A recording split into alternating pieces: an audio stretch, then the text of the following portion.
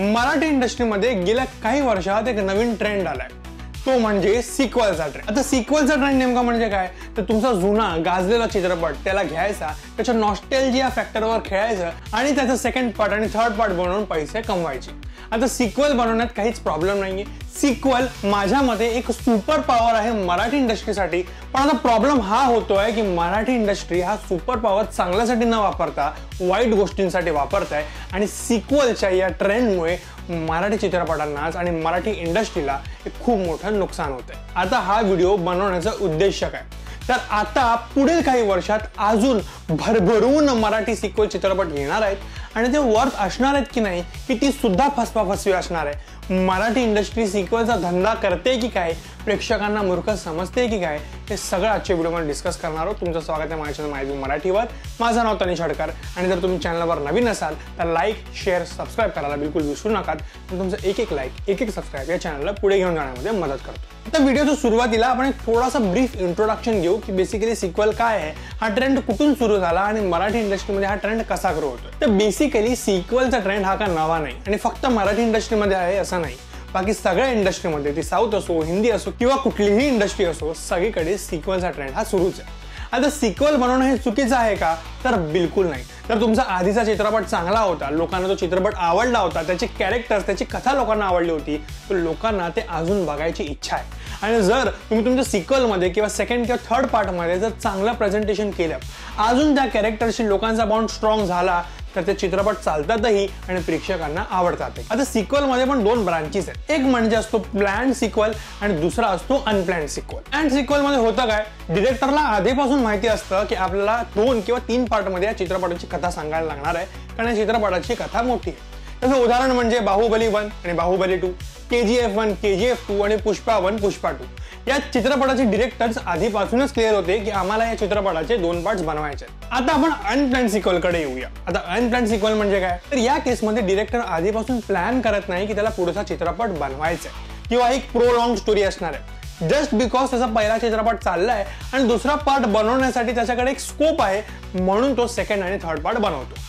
आता जे 2 प्रकार मी तुम्हाला सांगितले, त्यामधला जो पहिला प्रकार आहे म्हणजे प्लॅन्ड सिक्वल, हा बेस्ट असतो, कारण डिरेक्टरला आधीपासून माहिती असतं मला या चित्रपटाचे अजून 2 किंवा 3 पार्ट करायचे आहेत। व्हेअरएज सेकंड प्रकारमध्ये काहीच प्लॅन नसतं, जस्ट बिकॉज तुमचा चित्रपट चाललाय म्हणून तुम्ही पुढचे चित्रपट बनवताय।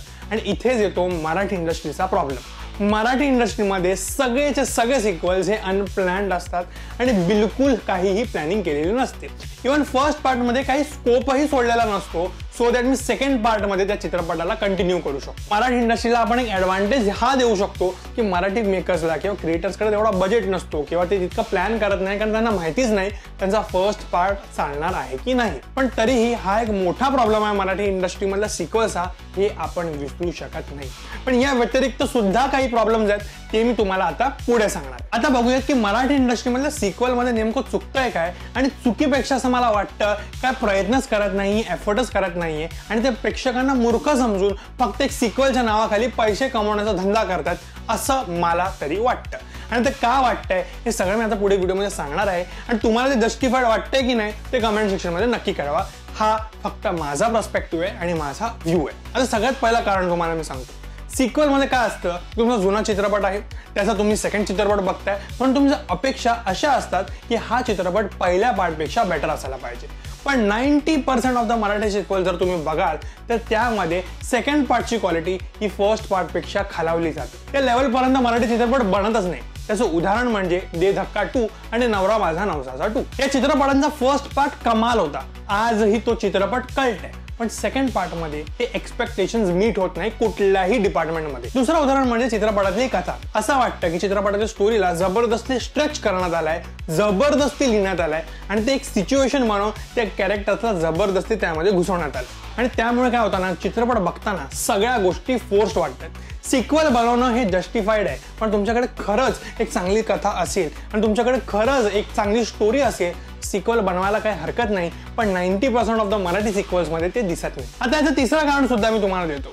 आता जे मराठी चित्रपटांचे सिक्वल्स बनतायत त्यातल्या मेजरली जुने जे चित्रपट होते, ज्यांना 20 वर्षांच्या वर झालेत किंवा 10 वर्षांच्या वर झालेत, अशा चित्रपटांचे सिक्वल्स मराठी चित्रपटामध्ये बनत आहेत। आणि हे का होतंय बरं? कारण सिक्वलचा ट्रेंड आहे। सिक्वल्स जेव्हा तुम्ही बनवता तुम्हाला चित्रपट जास्त प्रमोट करावा लागत नाही, जास्त लोकांपर्यंत लगेच चित्रपट पोहोचतो आणि चित्रपट बॉक्स ऑफिसवर चालण्याचे चान्सेस सुद्धा वाढतात। आता दे धक्का 2चं उदाहरण आपण परत घेऊया की तो किती जुना चित्रपट आहे। त्यावेळी त्या काळी ज्या प्रकारे चित्रपटाला प्रेझेंट केलं होतं त्यावेळीसाठी त्या टाईपची कॉमेडी ही रेलिव्हेंट होती। पण आजच्या जमान्यात गोष्टी बदलल्या आहेत, लोकांना काहीतरी नवीन बघायचंय आणि जे त्यांनी आधी बघितलं होतं त्यापेक्षा बेटर बघायचंय आणि इथेच मराठी सिक्वल कमी पडतात। आता मोठी तुम्हाला मी 3 कारणं सांगितले आणि अजून यावरून बरेच कारण आहेत, पण मला व्हिडिओ जास्त लांबवायचा नाहीये। पण तुम्हाला यामुळे एक अंदाज आला असेल की मराठी इंडस्ट्रीमध्ये सिक्वलचा प्रॉब्लेम काय। आता एवढं सगळं मी जे बोललो त्यावरून तुम्हाला हेच वाटत असेल की सिक्वल ही एक खराब गोष्ट आहे आणि सिक्वल बनले नाही पाहिजे, पण खरं तर सिक्वल ही एक सुपर पॉवर आहे कुठल्याही इंडस्ट्रीसाठी।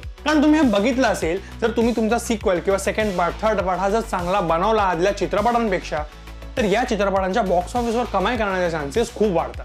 याचं उदाहरणार्थ म्हणजे नवरा माझा नवसाचा 2 पहिल्या चित्रपटाचं कलेक्शन बघा आणि पार्ट 2चा कलेक्शन बघा। पार्ट 2 हा एक मीडियावर सिनेमाच होता, तरी पार्ट 2 ने जबरदस्त कमाई बॉक्स ऑफिसवर केली। म्हणून तर सिक्वल्सला प्रॉपरली बनवण्यात आलं, प्लॅन करण्यात आलं आणि चांगल्या कथा, चांगल्या स्टोरीज आणल्या, चित्रपटाच्या बजेटला आणि प्रत्येक डिपार्टमेंटला एक स्केल अप केलं तर चित्रपट बॉक्स ऑफिसवर जबरदस्त चालू शकतो आणि मराठी इंडस्ट्रीला त्याचीच गरज आहे। मराठी इंडस्ट्रीमध्ये प्रॉब्लेम काय होतो? चित्रपटाच्या मार्केटिंगसाठी, ॲडव्हर्टायझिंगसाठी, इव्हेंटसाठी इतकासा आपल्याकडे पैसा नसतो, म्हणून जास्तीत जास्त लोकांपर्यंत चित्रपट पोहोचत नाही।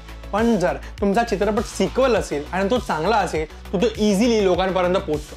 आता नवरा माझा नवसाचा 2 या चित्रपटाचं प्रमोशन तर नक्कीच करण्यात आलं, पण त्या चित्रपटाचं प्रमोशन आणि लोकांपर्यंत वर्ड ऑफ माउथ तो चित्रपट लगेच पोहोचला, कारण पहिल्या चित्रपटाची इक्विटी होती, पहिल्या चित्रपटाची ब्रँड व्हॅल्यू होती आणि त्यामुळे प्रमोशनवर जास्त एफर्ट करायला लागला नाही।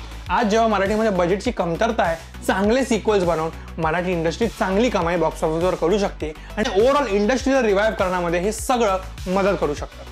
म्हणून मराठी इंडस्ट्रीमध्ये सध्या असं मला वाटतं की सिक्वल फक्त पैसे कमावण्यासाठी होते, प्रेक्षकांना मूर्ख समजण्यात येत आहे, पण मराठीने तर ही सुपर पॉवर, सिक्वलची सुपर पॉवर वापरले तर मराठी इंडस्ट्रीसाठी हे खूप बेनिफिशियल ठरू शकतं आणि लॉंग टर्म मध्ये मराठीकडे प्रेक्षक अजून अट्रॅक्ट होऊ शकतात। मराठी इंडस्ट्रीचं सिक्वलच्या बाबतीत रन रेट बघितलं तर तो ठीक आहे, म्हणजे काही चित्रपट चालले आहेत, पण मोस्ट ऑफ द सिक्वल्स हे मराठीमध्ये चालले नाहीये। आता येत्या काही वर्षात मराठीमध्ये बरेच सिक्वल्स बनणार आहे आणि माझ्या आशा हीच आहेत की ते सिक्वल्स चांगले असतील, त्याच्या स्टोरीमध्ये, प्रोडक्शन व्हॅल्यूमध्ये एफर्ट टाकला असेल आणि जी जुन्या चित्रपटाची इक्विटी आहे त्याला ते मेंटेन करतील आणि चांगला चित्रपट बनवतील। आता हे सगळं मी का बोलतोय? कारण तुम्ही जर एखादा नवीन चित्रपट बनवलात तर नवीन प्रेक्षकांना अट्रॅक्ट करणं डिफिकल्ट होतं, पण तुमच्याकडे जुना चित्रपटाची ब्रँड व्हॅल्यू असेल, जुनं नाव असेल, ट्रस्ट असेल, मग काय होतं की जुने लोक तर येणारच, पण आपण अजून नवीन लोकांना आपल्या चित्रपटाकडे, इंडस्ट्रीकडे अट्रॅक्ट करू शकतो। मला तरी वाटतं की मराठी इंडस्ट्रीने सिक्वलचा वापर करावा,